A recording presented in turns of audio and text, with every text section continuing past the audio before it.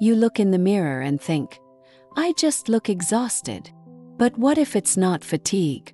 What if your face is literally losing its structural foundation? That distinction matters more than most people realize, because it completely changes what will and won't work as a treatment.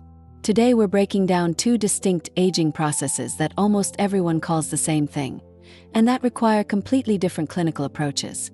Whether you're an aesthetics professional looking to refine your clinical eye, or someone trying to understand what's actually happening with your own face, this one's for you. And this is Aesthetics Simplified, the anatomy of facial aging. To understand what's changing in your face, you need to understand how it's built. The face doesn't age uniformly. It's structured in layers, and each layer ages at its own pace. At the surface, we have the skin, which progressively loses collagen, elastin, and thickness. Just beneath that are the facial fat compartments. Yes, the face is organized into discrete pockets of fat, each of which atrophies on its own timeline. Deeper still is the SMAS, the superficial muscular aponeurotic system, a fibrous layer that connects the facial muscles to the overlying skin. This is the structure surgeons address in a facelift. And anchoring everything are the retaining ligaments, fibrous bands that attach soft tissue to the underlying bone. As these ligaments weaken and elongate with age, tissues begin to descend. Finally, and this is crucial, the facial skeleton itself undergoes resorption with age. The orbital rim widens. The mandibular angle changes. Bone loss creates new spaces where support used to be, and the overlying tissue has nowhere to sit but down. So when someone says, "My face has fallen," it could be any or all of these processes at once. Type 1. Volume loss, deflation. The first aging type is volume loss, or facial deflation. Think of a balloon slowly losing air. The shape is still there. The structure hasn't collapsed, but the fullness that was holding everything in place from the inside is gone. This is what happens when facial fat compartments begin to atrophy. The clinical signs are distinct: deep, hollow undereyes and a pronounced tear trough. That "I haven't slept in days" look, it's not always about sleep. It's often periorbital fat loss. The volume that used to cushion the lower eyelid has depleted. Concave temples. The temporal area becomes visibly sunken, giving the face a more skeletal, angular quality. Flat or absent cheek projection. The malar fat pad, responsible for that youthful, rounded mid-face, gradually deflates. The face loses its natural curve. Deepened nasolabial folds. Sometimes what deepens a nasolabial fold isn't tissue descent, it's the absence of volume behind it, creating a shadow where there should be support. A face with predominantly volume loss tends to look tired and drawn, but the tissue position is largely intact. If you tilt the face or lie down, the lines don't shift dramatically. They may soften slightly, but they don't migrate. Type 2. Structural sagging, ptosis. The second type is fundamentally different: structural sagging or facial ptosis. Here, the issue isn't necessarily a lack of volume.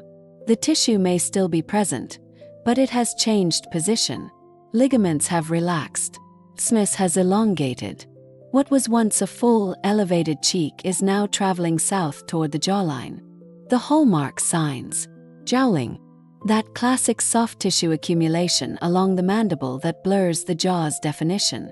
This is one of the most characteristic signs of structural descent. Deepened nasolabial folds due to mid-face descent.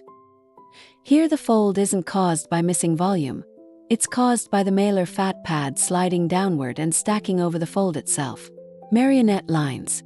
The vertical creases running from the corners of the mouth toward the chin, driven by mid-face descent pressing against the mandibular ligaments. A heavy, widened lower face.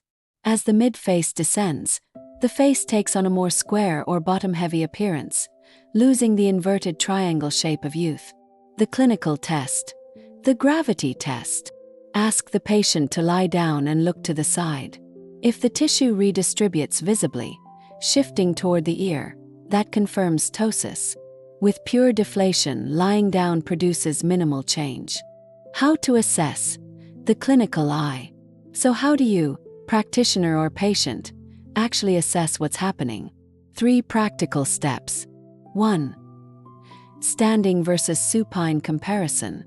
Stand and observe the jawline contour and cheek position. Then lie down and look again. Significant tissue redistribution in the supine position points to ptosis. Minimal change suggests deflation dominates. 2. Vector analysis. Looking at the face from the front, consider where the widest horizontal dimension sits.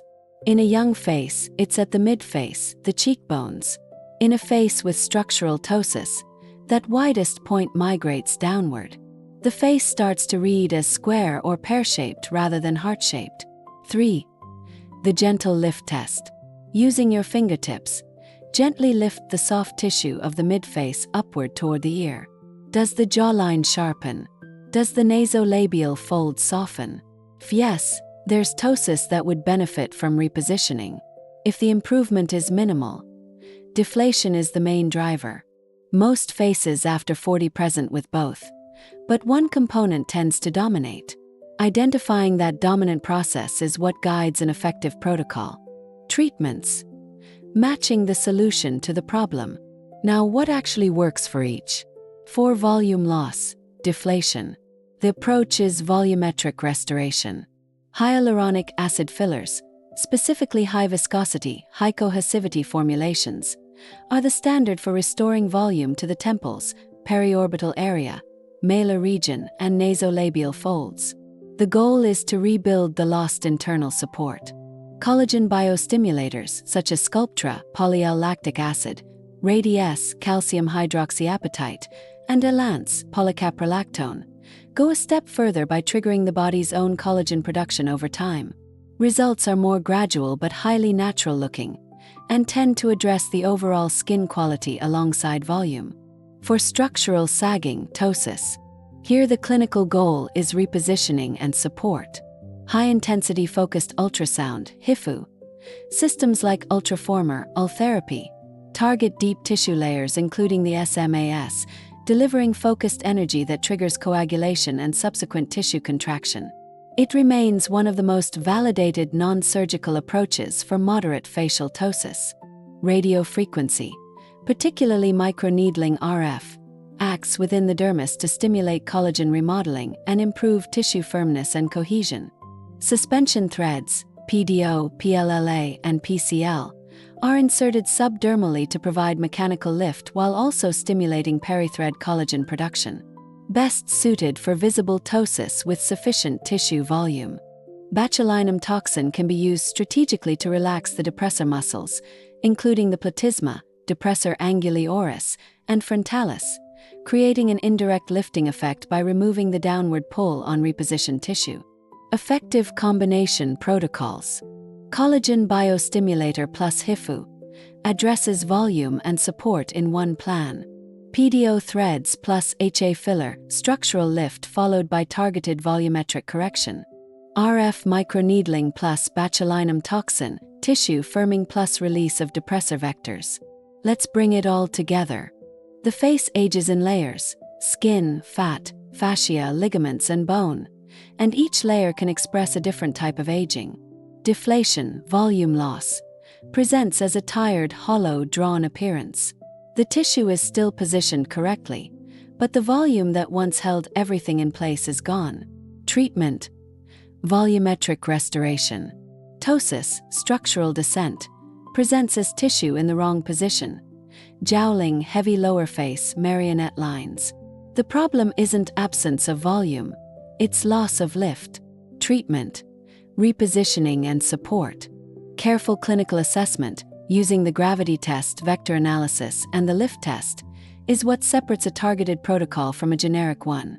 Treating deflation with tightening devices won't restore lost volume. Treating ptosis with filler alone can make the face look heavier. If you want to go deeper on the science behind these procedures, mechanisms, protocols, and the research that backs them, I've put together an ebook that covers the most clinically relevant aesthetic treatments in one place, written to be accessible whether you're a practitioner or an informed patient. Backhand index pointing down, the link is in the description. It's the resource I wish I'd had starting out. If this video gave you a clearer lens for looking at facial aging, leave a like. It helps this channel reach more people who need this kind of content. And drop a comment. Which type do you think you're working with? Deflation, ptosis, or a bit of both? See you in the next one.